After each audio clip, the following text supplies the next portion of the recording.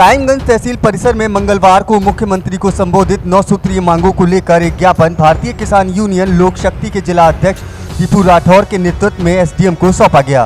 किसानों ने फर्रुखाबाद जिले के आधा दर्जन गांव शाहजहांपुर जिले में शामिल करने का विरोध किया है। ग्रामीण क्षेत्रों में पर्याप्त बिजली न मिलने से किसानों की फसलें बर्बाद हो रही हैं।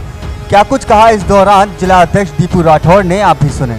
सबसे पहले तो बता दूं, मैं दीपू राठौर भारतीय किसान लोक शक्ति का जिलाध्यक्ष हूँ।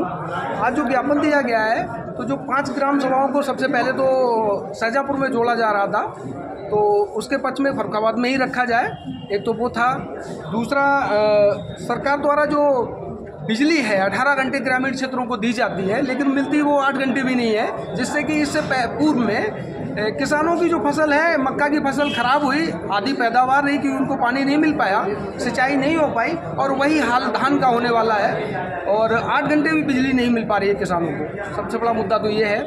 और हमारे कायमगंज नगर का जो पानी है वो जाता है मऊ रशीदाबाद में, तो वहाँ पर इतने गंदगी जाता है, इतनी नीडल्स जाती हैं उनके खेतों में, और वो गंदा पानी लोगों के घरों में भी घुस जाता है, जिससे बहुत सारी बीमारियां हो सकती हैं। और किसानों को जो दिक्कत आती है खेतों में काम करने से, नीडल्स वगैरह चली जाती हैं उनके खेतों में, तो वहाँ मजदूर भी काम करने से कतराते हैं। तो उसको अब शीघ्र ही कराया जाए।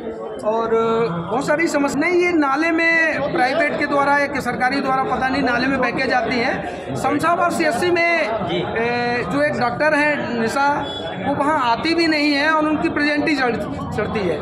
उसका सबूत CSC में लगा CC कैमरा भी है। चाहे तो अधिकारी उसको खंगाल लें, अपने आप चोर सामने आ जाएगा जी। इसीलिए हमने उसका एक ज्ञापन दिया है। और कुछ ऐसे भी लोग हैं जिनका ट्रांसफ़र हो गया है, लेकिन साहब वो नहीं छोड़ने को तैयार, क्योंकि वहाँ से उनको मोटी रकम मिलता है, दलाली होता है, इसलिए वो छोड़ने को तैयार नहीं होते हैं। ऐसे बहुत सारी भ्रष्टाचार फैला हुआ है पूरे देश में। इसको कैसे ख़त्म किया जा सकता है? देखिए, सरकार चाहती है कि हम अच्छा काम करें, किसानों तक पहुंचाएं सुविधाएं, लेकिन होता क्या है, सरकार के विरोधी यही उनके कर्मचारी हैं, पब्लिक नहीं है। उनकी विरोधी, उनके जो कर्मचारी हैं, विपक्ष उनका विरोध कम कर रहा है, उनके लोग उनका ज़्यादा विरोध कर रहे हैं, क्योंकि वही भ्रष्टाचार फैलाए हुए हैं। बगैर पैसे के कहीं काम ही नहीं हो रहा है। अगर कोई सस्पेंड हो गया है, चोरी करते पकड़ा गया है, तो साहब किसान को या अन्य लोगों को तो सजा हो जाती है। कर्मचारी को अगर चोरी करते पकड़ा गया तो साहब कुछ दिन के बाद वो बहाल हो जाता है। कौन सा ऐसा गंगा जल लाया जाता है जिससे वो पवित्र हो जाता है? जो चोरी करते पकड़ा गया, सस्पेंड हुआ, तो उसकी तो नौकरी जानी चाहिए। उसको दोबारा नौकरी कौन रख लेता है?